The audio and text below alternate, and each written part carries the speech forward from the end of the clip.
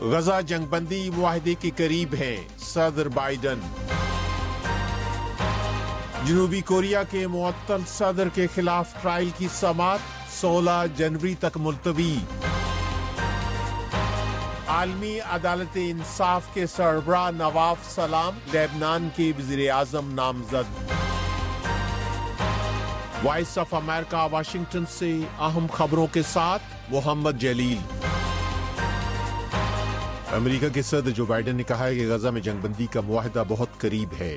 Joe Biden نے پیر کو اپنے آخری فارن پالیسی خطاب میں کہا کہ معاہدے کے تحت یرغمالیوں کی رہائی ہو سکتی ہے، جبکہ فلسطینیوں کے لیے امداد میں وسیع پیمانے پر اضافہ ہوگا۔ جو بائیڈن نے فارن پالیسی خطاب ایسے موقع پر کیا ہے جب ان کی مدت صدارت کا آخری ہفتہ شروع ہو چکا ہے اور آئندہ ہفتے نو منتخب صدر ڈونلڈ ٹرمپ یہ عہدہ سنبھال لیں گے۔ امریکہ، قطر اور مصر غزہ میں جنگ بندی کے لیے حماس اور اسرائیل کے درمیان بلا واسطہ مذاکرات میں ثالثی کر رہے ہیں۔ خبر رساں ادارے رائٹرز کے مطابق فریقین کے درمیان دوحہ میں منگل کو دوبارہ بات چیت کا امکان ہے۔ حکام کا کہنا ہے کہ مذاکرات میں اہم ترین پیش رفت ہو چکی ہے، جس سے اسرائیل اور حماس مرحلہ وار جنگ بندی کے معاہدے کے قریب ہیں۔ البتہ اب بھی کئی رکاوٹیں موجود ہیں، اسی وجہ سے فریقین حتمی معاہدے پر نہیں پہنچ سکے ہیں۔ یہ وائس آف امریکہ واشنگٹن ہے۔ جنوبی کوریا کی آئینی عدالت نے منگل کو معطل صدر یون سک یول کے عدالت میں پیش نہ ہونے پر ان کے خلاف مواخذے کی مقدمے کی سماعت 16 جنوری تک ملتوی کر دی ہے۔ یون کے وکیل نے کہا کہ صدر سول میں صدارتی رہائش گاہ میں ہیں اور عدالتی کارروائی میں شرکت نہیں کریں گے، کیونکہ تحقیقاتی ایجنسی کی طرف سے انہیں گرفتار کرنے کے خدشے کے پیش نظر وہ مقدمے کے بارے میں اپنے موقف کا اظہار نہیں کر سکیں گے۔ جنوبی کوریا کے چیف جسٹس نے کہا کہ مقدمے کی آئندہ سماعت 16 جنوری کو ہوگی اور اگر یون عدالت میں پیش نہ ہوئے تو ان کے وکلاء کے ذریعے مقدمے کی کارروائی آگے بڑھائی جائے گی۔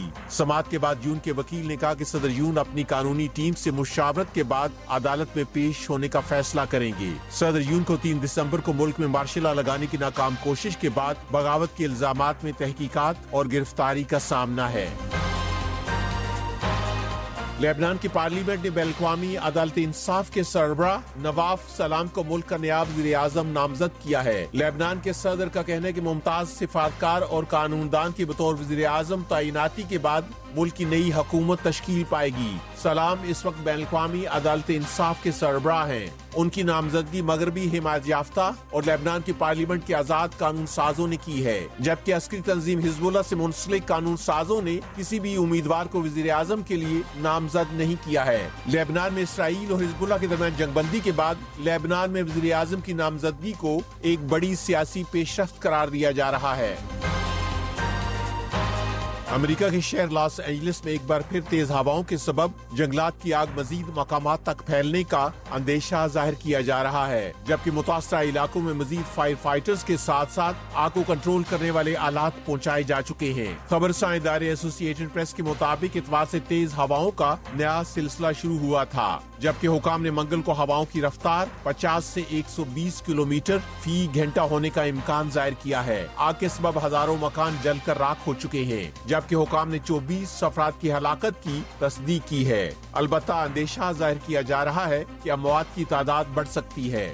جنوبی افریقہ میں سونے کی ایک متروک کان میں غیر قانونی طور پر کان کنی کرنے والے کم از کم 100 افراد زیر زمین کئی مہینوں تک پھنسے رہنے کے بعد ہلاک ہو گئے ہیں۔ متاثرہ افراد کی ایک تنظیم کے ترجمان نے خبر رساں ادارے رائٹرز کو بتایا کہ جمعے کو زندہ بچ جانے والے کان کنوں کی طرف سے باہر لائے جانے والے موبائل فون پر 2 ایسی ویڈیوز ملی ہیں جن میں درجنوں لاشیں پلاسٹک میں لپٹی نظر آئی ہیں۔ ترجمان نے کہا کہ شمال مغربی صوبے میں واقع کان میں کم از کم 100 افراد ہلاک ہوئے اور گزشتہ سال نومبر میں پولیس انہیں نکالنے کی کوششوں میں مصروف تھی، لیکن پانی اور خوراک کی کمی کے سبب وہ ہلاک ہو گئے۔